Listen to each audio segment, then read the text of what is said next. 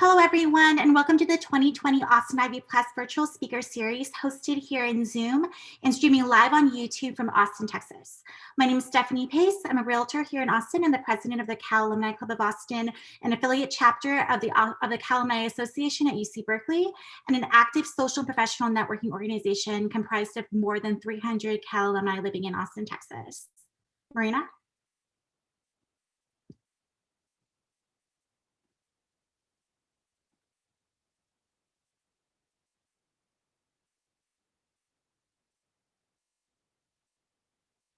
Marina is a data analyst at a startup in Austin and on the leadership team of the Austin Ivy Plus, a collection of over 1,000 Austin-based alumni from all the Ivy League schools, the Seven Sisters, and several prestigious private and public universities. Tonight, we are highlighting the incredible work of San Antonio-based superstars Celina Moreno and Morgan Craven. Here's a little bit about their backgrounds and their mission. Right now, exclusionary discipline and school policing systems are pushing young people out of their classrooms and into the justice system. This is especially true for Black students, who are more likely than their peers to be suspended, expelled, arrested, and have force used against them by police officers in their schools. These discipline and policing policies and practices exacerbate systemic inequities in our schools, limit opportunities for many students of color, and model discriminatory behaviors for all students. During their talk, Celina and Morgan will discuss how we can all help to eradicate the school-to-prison pipeline, get police out of schools, and foster safe and positive school climates for all students. Celina is an alum of the Harvard Kennedy School and a CEO of IDRA, an education equity nonprofit. Celina began her legal career representing youth in the school-to-prison pipeline and later directed the Southwest office of MALDEF, where she defended the civil rights of students, immigrants, and voters.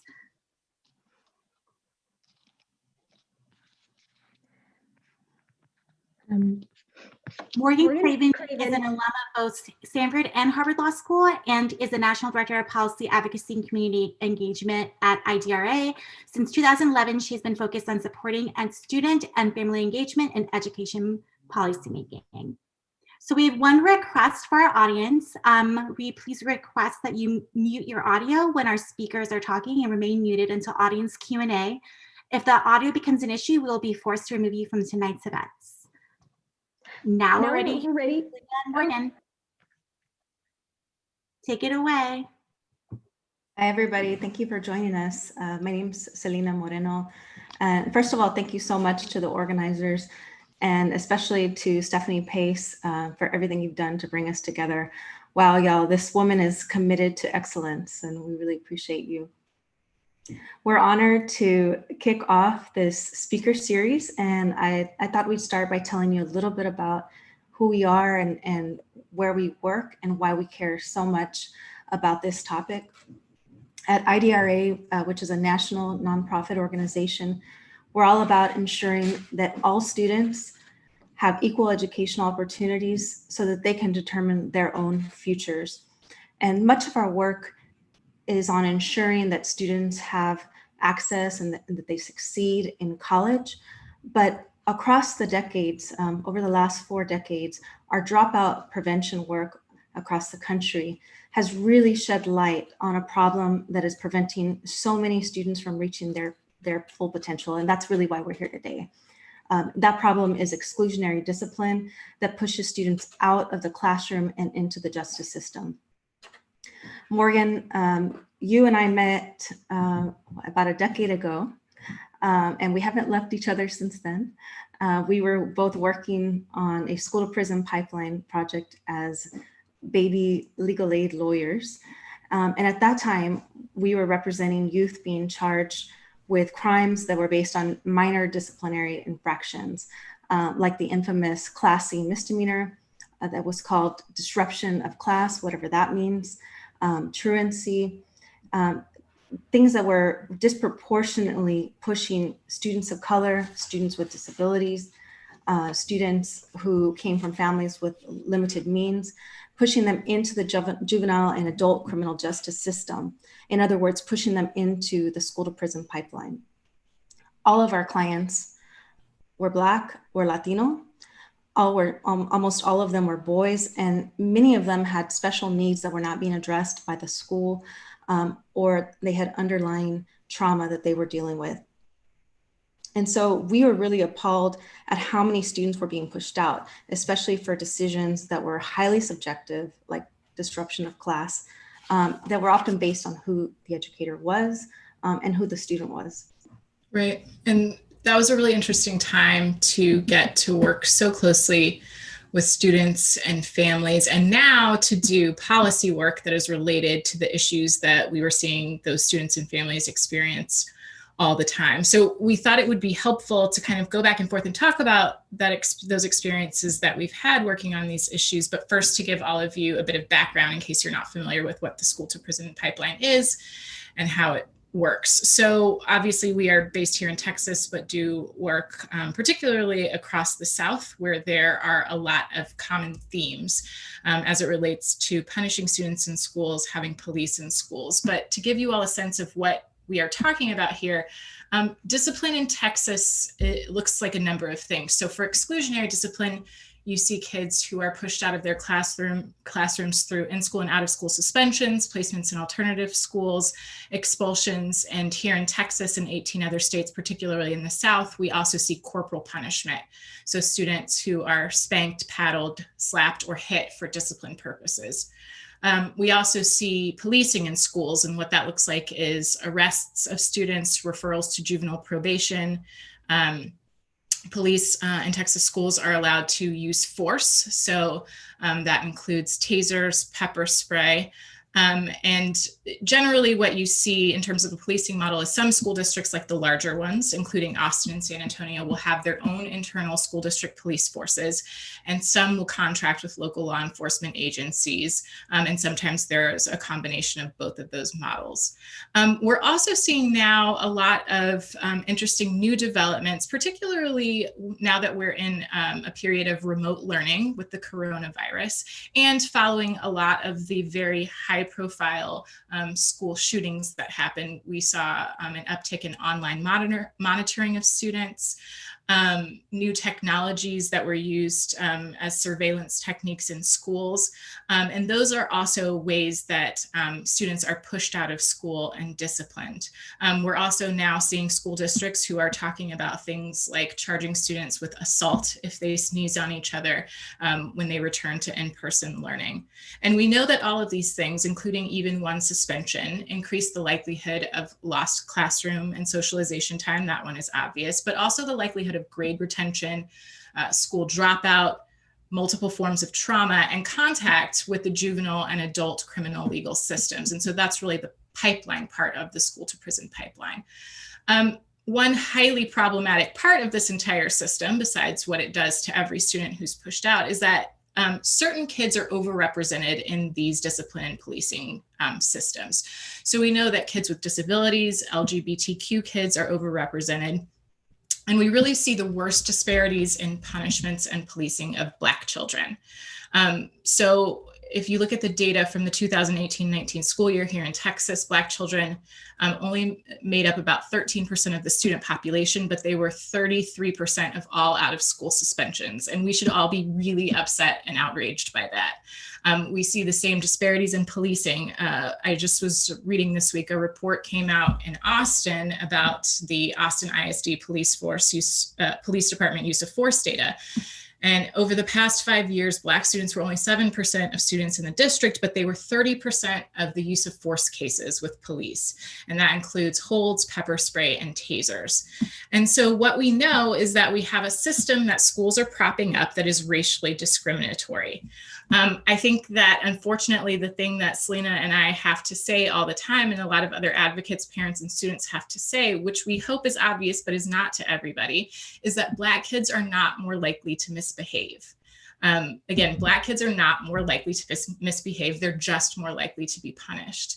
And for folks that disagree with that idea, they're not only rejecting the basic data around this issue, but we really think they're falling into this trap that was set a long time ago and used to justify all sorts of horrible racist systems and the mistreatment of Black people and other people of color. So we know there's a ton of research about the biases that teachers and school administrators have, that many of us have, that make it more likely that Black students will be punished and receive harsher punishments than their white peers, even for the exact same behaviors. We know that Black boys in particular, even preschool aged Black boys, are more likely than anyone else to be punished. And we know that Black girls, there's a lot of research that's coming out now, fortunately, about the types of punishments that Black girls are experiencing, and they're more likely than almost any other group of boys to be punished. There's a lot of great research from Jennifer Eberhardt out of Stanford about discipline and implicit bias. And of course, Harvard researchers were some of the early pioneers of the basic tests of implicit bias. And I'm actually planning to have everyone in our office, our staff doesn't know this yet, but I'm planning on having everyone in our office take an implicit bias test simply to identify that bias exists for all of us. And of course, there are many, many other issues that contribute to racially discriminatory outcomes, including a long history of racism in this country, persistent institutional racism, and obviously explicit bias.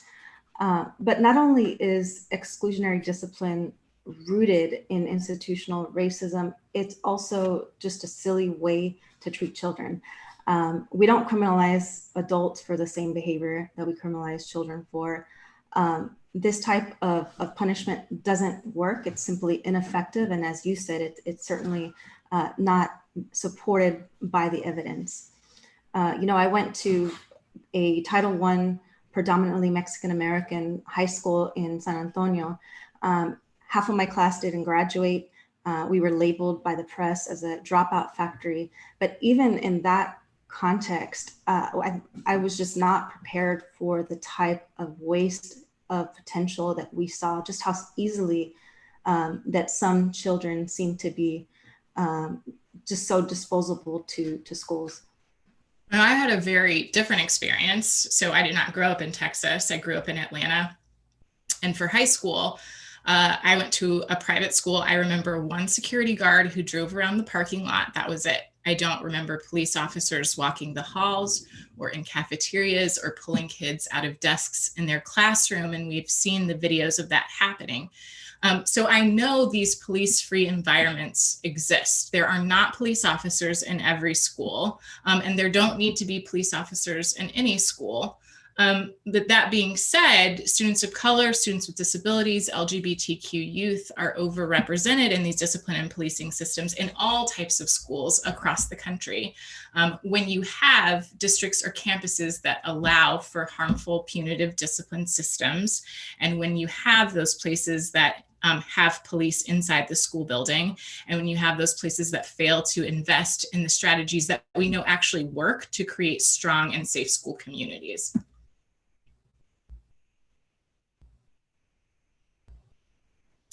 Amen to that. So many students report that they actually feel less safe when there are police in their schools. Overfunded, overused, discriminatory practices, policing systems, they're not new, although I think some people are starting to reawaken or awaken to them. And I think that's exciting, but they're not new, and they're not limited to city streets. And I think the school to prison pipeline is intimately connected with the racist criminal legal system, with the incredible momentum of the Black Lives Matter movement. I think right now is just an opportune time, and it's a crucial time for us to reimagine what school safety is and what welcoming school environments for all students can really look like. Morgan, we live in San Antonio, and I was really proud that our city recently declared racism as a public health crisis. Thank you for testifying in support of that. And a similar resolution is being considered in Congress that we support. But in addition to naming things what they are, I think we need action, and we need to realize the role that we all play in a society in reinforcing anti-Blackness in this country, starting when we were in school, right? We learned that early. Right. Yes, totally agree. And obviously in the case of school discipline and policing, we know that the harms of these punitive systems disproportionately impact Black students. But as you're saying, other people are affected too. We're all affected by that. There's research now that shows the academic and social outcomes for all students in schools that rely heavily on punitive discipline and policing actually suffer. They're worse for all students, even those that are not themselves pushed out of the classroom. And as you said, these systems are contributing to the systemic and institutionalized racism when we start learning about that at a really early age. Whether we see it or not, children over and over who are in these environments see disproportionate school discipline. They are smart. Kids are so smart. They see that certain groups of their classmates have contact with the police while other groups do not. They see that we push some students away and exclude them, sometimes for no apparent reason, while we give other students the benefit of the doubt. And so some schools are actually modeling for all students these really harmful stereotypes, and they're promoting the idea that certain students deserve to be criminalized and others don't. And we have a lot of work to do to combat that miseducation that's ingrained in so many children who then grow up to be adults. When many of us talk about ways that we can support the Black Lives Matter movement or end police brutality and other forms of brutality against Black people, we have to simultaneously talk about the need for changing, very fundamentally, our education systems, for ending harmful and inappropriate school discipline and for getting police out of schools. Those two conversations have to happen at the same time because they are so connected. And that's how we create safe and welcoming schools for all students. And speaking of safety, we get a lot of questions about discipline and school safety. And let's just be clear, we do not need harsh exclusionary discipline and police in schools to make them safe. The data, the research, the lived expertise of students and families show quite the opposite, in fact, as you were alluding to. Many of you listening, might be wondering, so, okay, we don't have exclusionary discipline or police in schools. What is that we can do to make sure that the schools are safe? Everybody cares about that. And I think first and foremost, we have to invest in students and their well-being. There are 14 million students in this country that are in schools without a counselor. That they have police in schools, but there's no counselor in those schools. There's no school psychologist. There's no social worker. There's no school nurse, but there are police in those schools, and that's just unacceptable. And so we have to invest in students. I think another way to dismantle the school to prison pipeline is to really build the school to college pipeline for all youth, to also invest in restorative practices, which focus on relationships, which focus on repairing harm, as opposed to just punishment for misbehavior. And so I think to do these things, right, to build on the college the school to college pipeline, that takes resources. We need to make sure that teachers are diverse and well-trained. We need anti-racist and culturally sustaining pedagogy and curriculum. In the last few years, and I think many of our allies worked with us, but we at IDRA worked to push Texas to adopt ethnic studies elective courses, which Texas did, and I think that's incredible. But really all students should be learning, so not just in elective courses, but in the core curriculum, all students need to understand the contributions of people of color and really see their classmates' histories reflected in what they learn, so that they're not, just learning the harmful stereotypes that you were talking about, Morgan. I think that's a critical part of breaking down harmful, dangerous stereotypes that lead people to devalue the lives of other people and to ultimately dehumanize people. And I think with many issues right now, we have to think globally but act locally. It's important to build momentum through local campaigns. And I think, so everyone on this call has a role to play. And I think that's true, especially in a political climate where who is in power at the local level looks very different than who is in power at the state and federal levels. Yes. I totally agree. And that, as you said, that's one thing that's so exciting about all of this, is that we can all play a part at so many levels.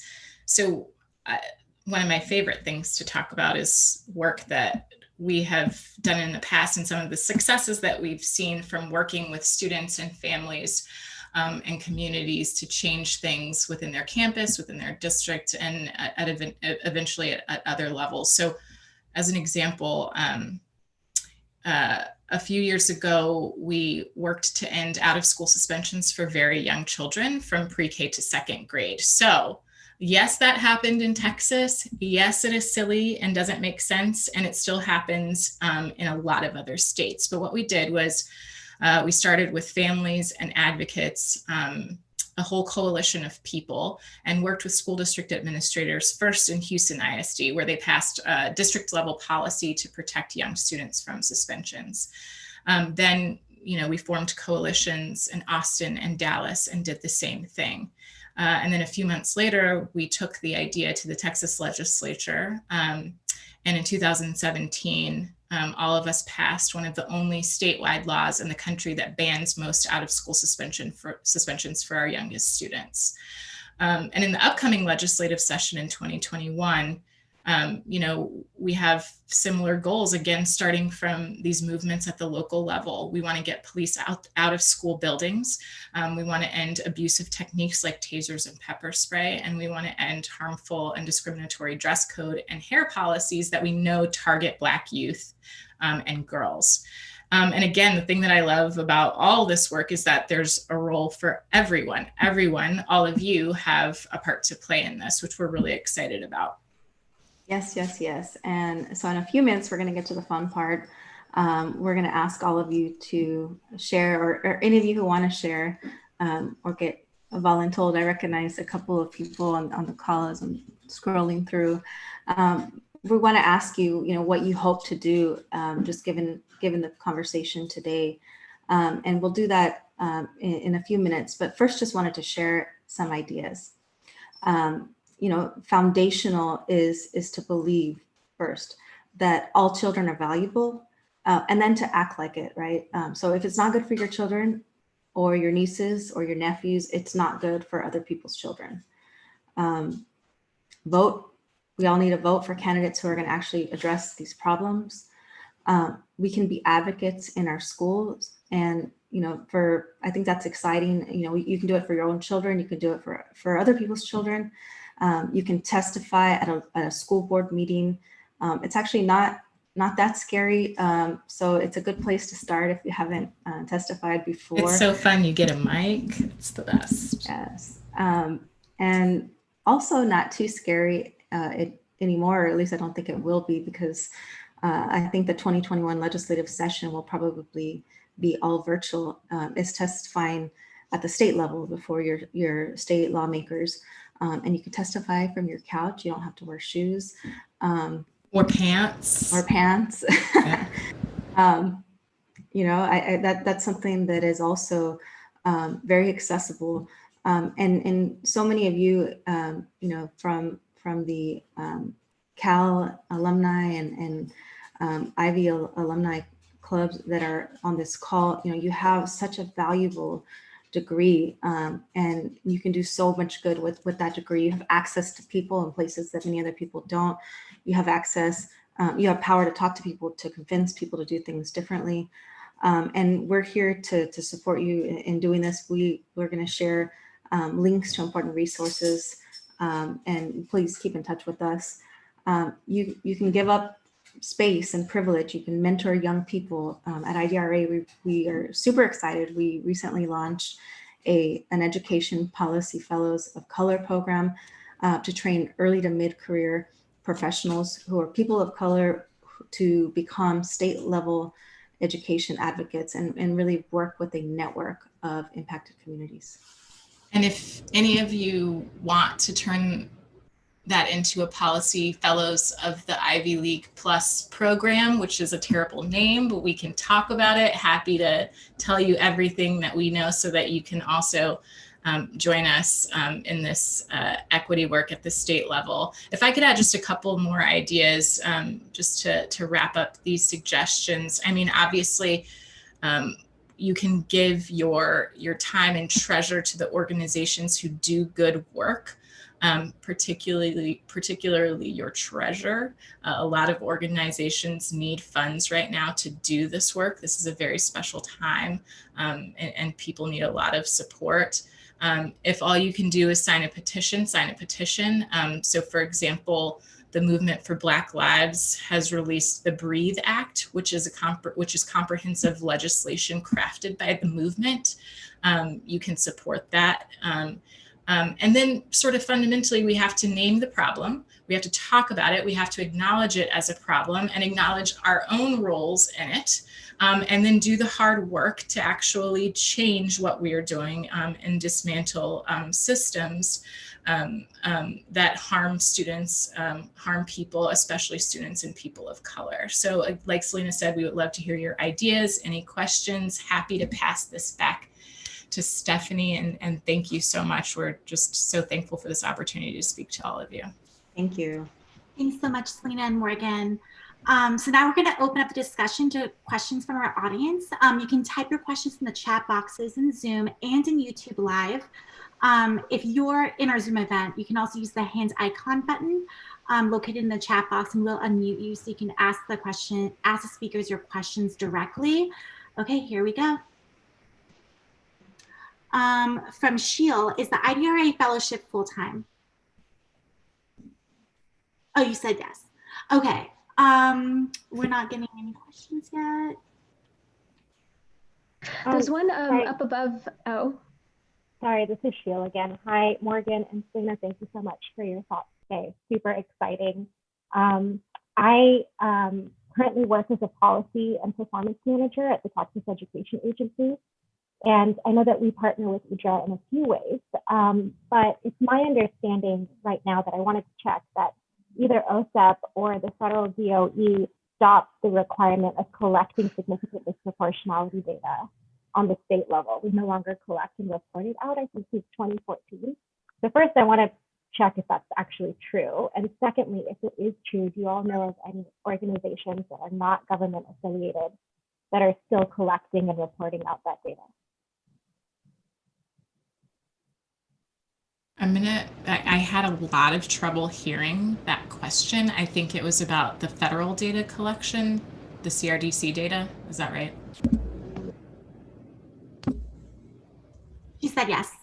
Okay. And stopping collection. There were some changes that were made to federal data collection requirements. In fact, recently, just this past year, and some related to disproportionalities. Texas, interestingly, has like oddly, not the greatest data collection system ever in the world, but better than a lot of places. And so that data should still be collected in Texas from Texas school districts. One issue with that data collection, particularly here in Texas, is that there are no teeth behind, responding to it. So my understanding is that when there are racial disproportionalities in the data, what happens is that school district gets a letter from TEA that says you need to check your data. So it's more of a see if this is right. And then there's nothing after that allows for any sanctioning of districts or any sort of requirements that they change what they do. And so I think for data collection, it's important to have robust data collection, have accurate data collection, publish it frequently. That's one thing that I'll say about the federal data collection. We need frequent data collection, but we also have to have some sort of response that's meaningful after we collect it. Great. Okay, so we have a second question. Is it possible to get some stats on the difference in how Black students get treated versus the norm? I would love some facts to continue this conversation with others who sometimes think it isn't an issue because they don't experience it. Absolutely. If there are any particular districts that you want information about, we'd be happy to get with you offline to provide that. Also related to Texas data collection, if you go to the TEA website, you can get basic discipline data, including breakdowns by race, by special education status, and by economically disadvantaged status for all types of discipline methods right there online. But we have collected data specifically from TEA beyond what is publicly available, and we'd be happy to provide that to anyone. And Gomaro Silva, I see, hi, I see that you're asking specifically about HISD, and happy to get with you on that.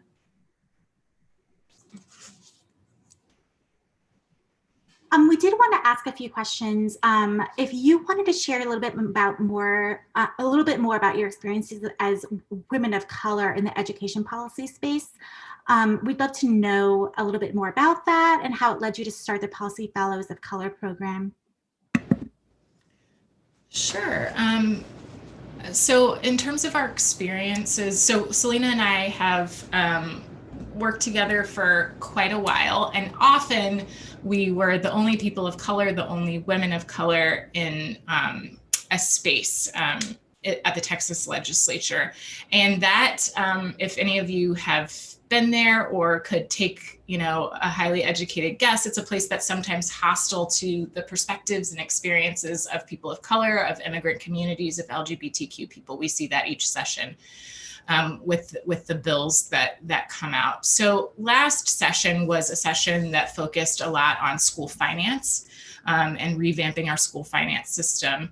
And so what we again noticed was that most of the legislators and the advocacy community that were working on this very foundational issue to education equity did not reflect the children of Texas, most of whom are Black and brown. So being the only one is hard, and talking about communities who are not well represented is hard. And being asked if you are an intern or somebody's assistant is hard. I have a law degree and I got those questions quite a bit. And these are the experiences that many women of color experience in many different industries. And so we decided that we had to be part of changing what that landscape looked like, the advocacy landscape looked like. In those state spaces where, the stakes are so high for Texas public school students and their communities. And that's why we really felt it was our responsibility, and we believe it is the responsibility of everyone in the advocacy community to make sure that the communities of color who we are talking about are adequately represented.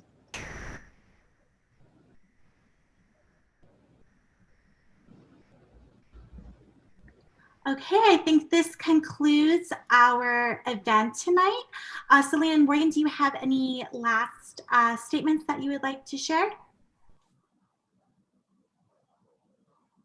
Thank you, everybody, for tuning in, and just hope that everybody here knows that we're here to support. If everybody has a role to play, just want to reiterate that, and we will share our resources and information. We have some links. Stephanie, should we send those to you? Okay. Sorry, this is Sheila again. I have another question that's related to policy and advocacy. So one of the programs I used to run at the TEA was called Grow Your Own, the GYO teacher program. And it was at the time, and currently still is, the only priority initiative on the commissioner's portfolio that explicitly names diversity and equity in its missions, like its public-facing statement. And so we still have a great team running that program. And however, I've noticed that the amount of attention that it gets internally is directly related to the amount of attention it gets externally. So if you have any recommendations for people on the call, or in general for educators, because I still have a very strong educator network from my teaching years, how to remind folks that they were getting it right a couple of years ago and they should continue to work forward and move forward on these types of programs.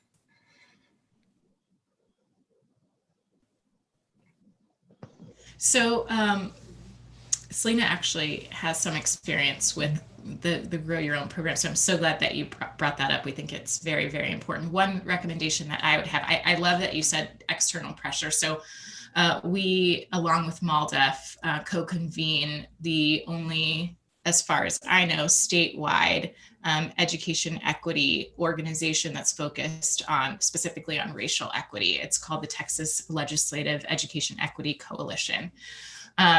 And so it's a group, it's a cross-sector group of folks I think Celina will drop that link in the chat, or I can after I say this. It's a cross-sector coalition of folks that are really focused on issues, including grow your own. And so we'd be happy if you want to come and speak with the group about the program, brainstorm together ways that we as a coalition can support that work. I think, if I remember correctly, it's primarily a budget issue. So how we can support that, increase funds for that. We would be so happy to talk more about it and really activate the coalitions that are interested in that work. And I think as we face right now another recession, it's particularly scary because during the last recession, that is when the $30 million that was appropriated to the Grow Your Own programs got zeroed out with the 2011 budget cuts. And so we were able to increase the appropriation, but by very, very little, just a couple of $1 million. And of course, that money, that funding is in jeopardy once again with the coming recession. That's interesting. So in 2016, the funds that were allocated to Grow Your Own 2016 and 2017 came out of the Educator Leadership and Quality section of a rider on the general like the GAA bill. And so that's like internal decisions can be made at the discretion as to how to use those funds, whether it's principal training, whether it's teacher recruitment, and so on and so forth at the deputy commissioner level. And so I see lots of great work happening in advocacy at the legislative level, but there's a significant amount of interpretation that can happen within the TEA. And was wondering if there are advocacy groups that specifically kind of target that level. Yeah, we would love to work with you. And we, there are the member organizations of the coalition that Morgan mentioned, TLEC, do follow the commissioner hearings and the State Board of Education hearings. And would love to meet with you and talk with you more about that. I think that would be a really great partnership. Great, thank you. I'm going to put my email in here. Thanks so much, Sheil.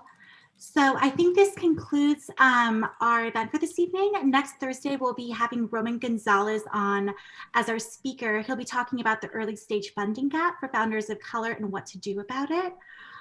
If you have any more additional questions, you can email Celina and Morgan. They posted both their emails in the chat box. And we hope you have a really good evening and see you next week. Yes, thank you for your time, guys.